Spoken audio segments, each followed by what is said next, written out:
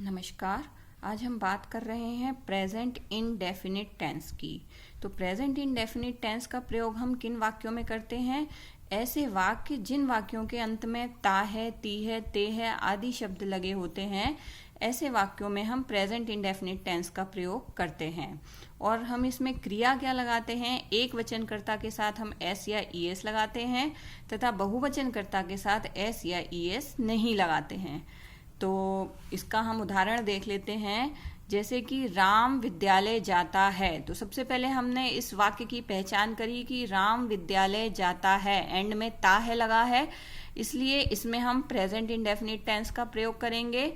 तो सबसे पहले इसमें राम एक वचन करता है, तो इसीलिए इसमें जो वर्ब हम लगाएंगे उसमें एस या ईएस लगाएंगे। तो राम विद्यालय जाता है, राम गोज टू स्कूल। यहाँ पर हमने गो में ईएस लगाया है क्योंकि राम एक वचन करता है। इसी प्रकार अब दूसरा उदाहरण हम देख लेते हैं।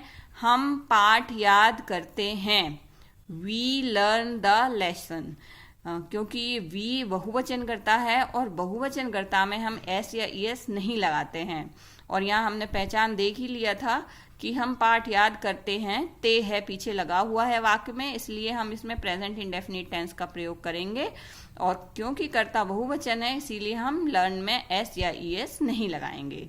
ये था एफर्मेटिव सेंटेंसेस या पॉजिटिव सेंटेंसेस, जिसे हम हिंदी में सकारात्मक वाक्य भी बोलते हैं। अब हम बात करते हैं नकारात्मक वाक्य एवं प्रश्नवाचक वाक्यों की। तो इसमें हम क्या क्रिया लगाते हैं?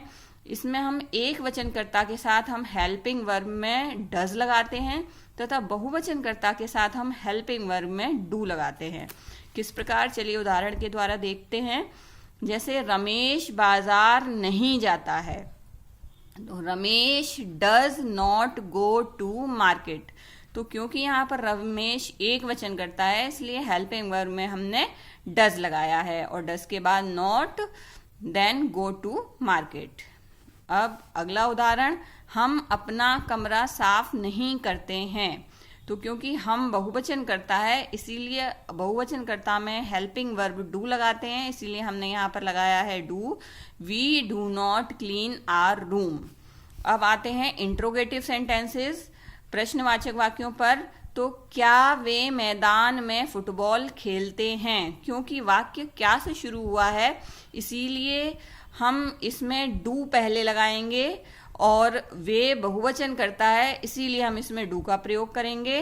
तो do they play football in the ground. क्योंकि ये प्रश्नवाचक वाक्य है इसलिए वाक्य के अंत में प्रश्नवाचक चिन्ह लगाना आवश्यक है। अगला उदाहरण, तुम प्रतिदिन विद्यालय क्यों नहीं आते हो? तो सबसे पहले इस प्रकार के प्रश्नवाचक वाक्यों में क्योंकि बीच में आया है, तो क्यों सबसे पहले हम क्यों की इंग्लिश लगाएंगे, फिर हेल्पिंग वर्ब कर्ता के अनुसार। हेल्पिंग वर्ब हमेशा कर्ता के अनुसार लगता है, एक वचन करता है तो एक वचन कर्ता का हेल्पिंग वर्ब डज लगेगा और यहाँ पर बहुवचन करता है इसीलिए यहाँ पर डू लगेगा। तो why do you not come to school daily, इसमें जब जो हमारा कर्ता होगा वो हेल्पिंग वर्ब के बाद हम उसे लगाएंगे, उसके बाद हम नॉट लगाएंगे। तो इस प्रकार से ये सेंटेंस फॉर्मेशन होगा, why do you not come to school daily. इस प्रकार से हमने प्रेजेंट इंडेफिनिट टेंस के तीनों तरह के वाक्य कर लिए हैं, positive sentences, negative sentences and interrogative sentences. नमस्कार।